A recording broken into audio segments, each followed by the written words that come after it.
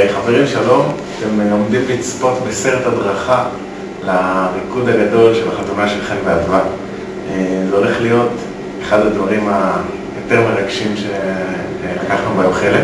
מדובר על ריקוד שכל הקהל ישתתף בו, גם בנגינה, גם בריקודים, וזה הולך להתבצע בצורה הבאה. בסוף הסשן של הברכות, זה אחרי החופה, אחרי האוכל, יעלה אחרון רן סולומון, והוא יגיד לחן ואדווה שהוא מצטער, אנחנו מצטערים, החברים לא הצליחו להיפגש, אבל הוא הכין משהו קטן לבד, ומי שרוצה שיצטרף. משם הוא יתחיל לשיר את שיר הלב, ולאט לאט יצטרפו אליו נגנים, בערך 20 נגנים.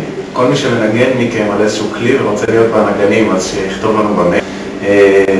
יצטרפו 20 נגנים לרן, יהיה מעגל של נגנים שמנגנים שיר הלב, ואז יתחילו להצטרף רקדנים, שזה אתם, כולכם. לא להיות ציני, לא להיות, אנחנו רוצים לשמח את חן ואדווה, כולם משתתפים. ובאמת נצטרף רקדן אחד אחרי השני, לפי סדר שנגיד מראש, וכל אחד גם יהיה מטפחת, ריקוד ומטפחות, מטפחת בצבע שניתן לו במגרש חנייה, ולפי זה הוא ידע לאן הוא הולך.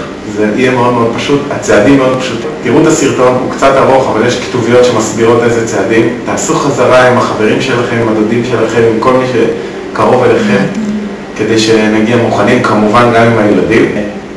שימו לב רק שבריקוד, בסרטון, הריקוד מתחיל כשכולם כבר רוקדים. בפועל זה לא יהיה ככה. כל פעם מצטרף אחד, כל פעם מצטרף אחד אחרי השני, ולכן זה קצת ארוך, אבל זה אמור לתת זמן לכולם להצטרף. אנחנו מקווים שבשבוע הבא נעשה עוד חזרה, יותר אנשים, איתכם למשל, ואז אנחנו נעשה סרטון שבאמת יהיה כמו בפועל, שמצטרף אחד אחרי השני.